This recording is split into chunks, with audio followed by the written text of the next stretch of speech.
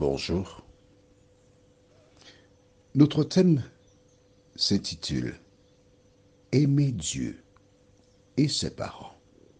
Juste avant, prions. Saint-Esprit, nous te remercions pour les réseaux sociaux qui permettent à beaucoup de personnes de mieux comprendre les références bibliques. Alors que nous verrons ce thème, merci de nous rappeler notre devoir, notre mission. Merci d'ancrer en nous la parole. Au nom de Jésus pour ta gloire éternelle. Amen. Certaines personnes qui écoutent les audios depuis fort longtemps savent que je fais allusion à des chansons, à la musique, parce que j'aime la musique. Et il y a il y a Edwige par exemple, qui te dira que je connais beaucoup de refrains. Quand j'étais enfant, je me rappelle d'une chanson qui disait « Si ta mère et ton épouse étaient sur une barque quelque part et puis la barque chavirait, les deux tombaient, laquelle prendrais-tu en premier ?» Je me rappelle, mais très peu du refrain disait « Manquez sauvé, maman moins, manquez quitter femme la neye en bas de l'eau. » Quelque chose comme cela. J'ai jamais oublié. Les anciens connaissent cette chanson. Et ça m'a toujours suivi. Pourquoi cet homme a-t-il dit ces choses? Tu vois, quand on dit quelque chose, on ne connaît pas la portée, ce que ça peut faire. Et quand j'ai vu cette vidéo de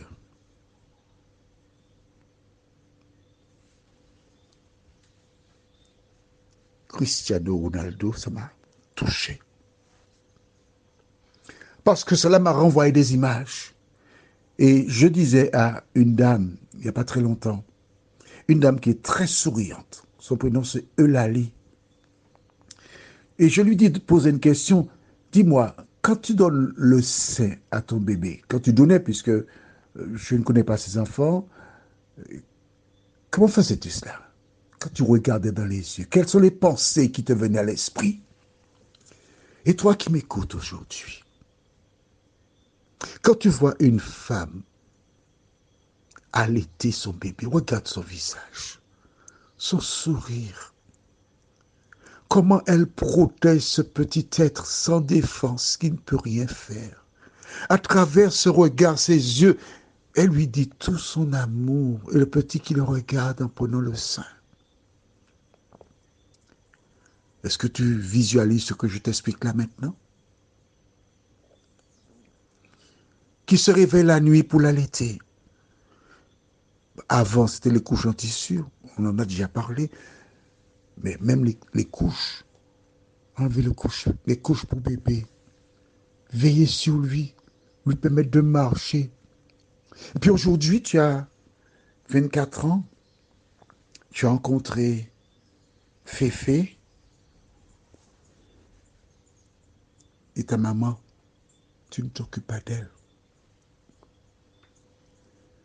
Tu ne sais pas dans quel état elle se trouve. Un jour, mon ami Roro, nous avons été visiter une dame âgée, aveugle. Il y avait un mariage, et il était resté à la maison. Son époux était au mariage, et on a envoyé des choses pour qu'il mange le lendemain, puisque l'épouse est restée pour l'après-mariage. Et quand nous sommes arrivés chez cette personne,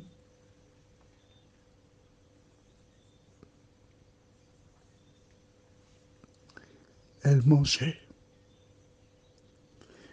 un morceau de gâteau infesté de fourmis. Mon cœur s'est déchiré.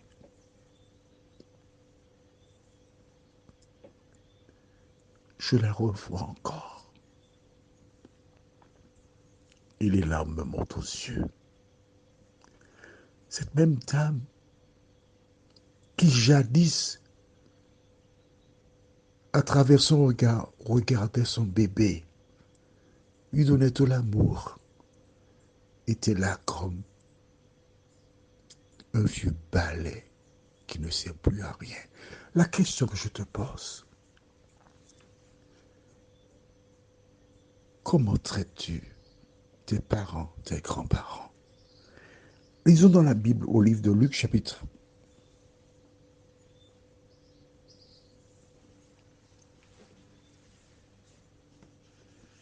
7.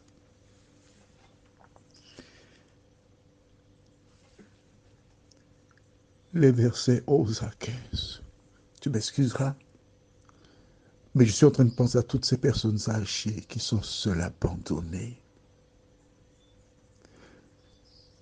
Je suis une personne entière, parce que le Christ dit d'aimer, j'aime. Et il dit que toutes les fois que vous ne faites pas cela, un plus petit, c'est à moi que vous l'avez fait. Donc tu m'excuseras, je suis entier. C'est pourquoi je ne vais pas aux funérailles. Lisons au verset 11 et suivant. Le jour suivant,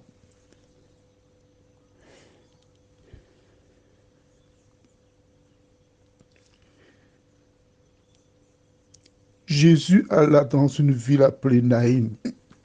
Ses disciples et une grande foule faisaient route avec lui. Lorsqu'il fut près de la porte de la ville, voici on portait en terre un mort, fils unique de sa mère, qui était veuve. Et il y avait avec elle beaucoup de gens de la ville. Le Seigneur, l'ayant vue, fut ému de compassion pour elle et lui dit, ne pleure pas. Il s'approcha et toucha le cercueil. Ceux qui le portaient s'arrêtèrent. Il dit, jeune homme, je te le dis, lève-toi. Et le mort s'assit et se mit à parler. Jésus le rendit à sa mère. Si tu as déjà lu ce récit dans la Bible, je te pose une question. Pourquoi Jésus a-t-il fait ce miracle? Chez les Hébreux, il n'y a pas de maison de retraite. Et quand une femme a un fils, c'est sa garantie. Parce que le fils, une femme ou un homme, il doit prendre son parent à son domicile et le garder jusqu'à sa mort. Or, voici cette femme qui est veuve, dit la Bible. Donc, son mari est déjà mort. Elle n'a qu'un fils. Sa seule garantie. Il est mort. Elle est vouée à vivre une vie difficile, pénible. Mais Jésus te dit et me dit, non, je vais réparer cela. Il ramène cet homme à la vie afin qu'il remplisse sa mission, son devoir. Quand as-tu été chercher ta mère ou ton père pour dire, maman, prépare-toi, je vais te chercher, je t'emmène au restaurant, on ira manger quelque chose ensemble. Quand tu fais ça pour la dernière fois, dis-moi quand. Maman, je vais te chercher pour t'emmener visiter la maison des volcans. Pour t'emmener pour un petit bain de mer, maman. Je te réserve chaque semaine un après-midi où, quand tu fais ça pour ta maman. Vois-tu, j'ai été ému au début parce que le devoir des enfants, c'est de nourrir leurs parents. Et si moi qui suis un humain, faillible, mortel, pécheur, je suis ému aux larmes, Que laisses-tu pour Dieu qui te regarde? Es-tu patient avec ta maman? Ou est-ce que ta mère ou ton père? Ou est-ce que tu le maltraites? Alors fais vite, fais vite, fais vite, maman. J'ai des choses à faire, j'ai mes enfants, hein. J'ai ma famille, maman. C'est comme ça que tu traites ta maman ou ton papa? Cristiano Ronaldo, lui, il a vu tous les sacrifices que sa mère a consentis pour lui. Et s'il est ce qu'il est aujourd'hui, c'est parce que sa mère, elle prenait son argent pour acheter des chaussures pour lui. Et il garde sa maman près de lui jusqu'à présent. Vois-tu, si sa mère ferme les yeux aujourd'hui, il est quiet parce qu'il a rempli son devoir. Mais toi qui m'entends, je te rappelle, je ne suis pas là pour te jeter la pierre, ni te culpabiliser. Tu as été emporté dans le tourbillon de la vie et tu as oublié que ton premier devoir, c'est de prendre soin de tes parents. Lisons dans Jean 19, versets 25 à 27.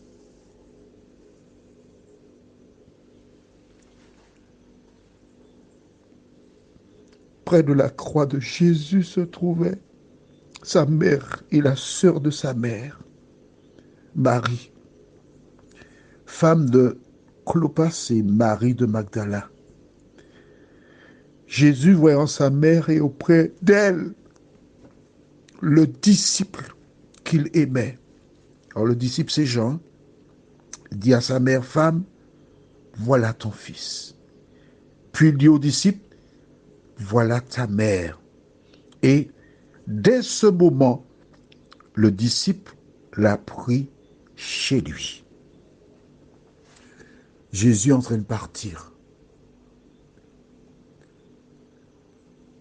Il sait qu'il va mourir et après sa mort, c'en est fini. Parce qu'après, il ira au ciel. Et que voit-il? Sa mère Marie. Mais à côté de Marie se trouve qui? Jean, le disciple. Jean qui, sans avoir reçu l'ordre de Jésus, la Bible ne le dit pas, il s'était déjà proposé pour se tenir près d'elle et assurer l'absence de Jésus. Il était déjà là. Toi qui m'écoutes, près de ton domicile, il y a des personnes âgées qui sont seules. Tu vois qu'elles n'ont pas de visite, qu'elles sont abandonnées. Tu n'avais pas porté attention à cela? Eh bien, à partir d'aujourd'hui, fais-le. Fais-le. Rencontre ces personnes qui sont seules. Apporte un petit bouquet de fleurs. Quand tu iras, tu vois la maison, Madame Ethel, est-ce que je peux venir faire un petit peu de ménage pour toi? Allez, dis oui, s'il te plaît. Va faire le ménage pour la voisine qui n'a pas les moyens. Ou encore, mets-la en contact avec un service social. Invite-la à ton domicile pour prendre un repas. Ou bien emmène un repas pour elle. C'est cela. L'amour. Et qui sait si ce n'est pas Dieu qui a placé cette personne près de ton domicile, alors en dehors de tes parents, hein, pour prodiguer l'amour. Prions. Seigneur, ce dont nous avons besoin aujourd'hui, c'est de te connaître. Et lorsque nous te connaissons, Seigneur, nous avons un cœur qui déborde de joie, d'amour. Seigneur, merci de visiter au moins une personne qui, après avoir entendu cet audio, réfléchira sur le type de relation, appellera sa maman, son papa, prendre le temps pour leur dire deux mots, leur dire, maman, papa, dorénavant, ma relation avec vous va changer parce que je vous aime. Seigneur,